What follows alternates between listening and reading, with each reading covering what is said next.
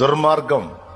అందుకే యావత్ క్రైస్తవ సంఘానికి మొత్తానికి కూడా ప్రేమతో జ్ఞాపకం చేసి మరీ చెప్తున్నా, మణిపూర్ ఘటనని దృష్టిలో పెట్టుకుని ఓటేయండి.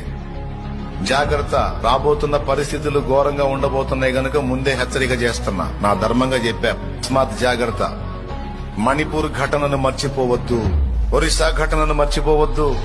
ఈ రోజు సువార్తకు అడ్డు తగులుతున్న మత ఛాందసవాదుల, మత ఉన్మాదుల చర్యలను మర్చిపోవద్దు. మత విద్వేషంతో మన ఆంధ్రప్రదేశ్ లో మనకు సమీపంలో అతి కిరాతకంగా చంపబడినటువంటి స్త్రీలని, పురుషుల్ని మర్చిపోవద్దు.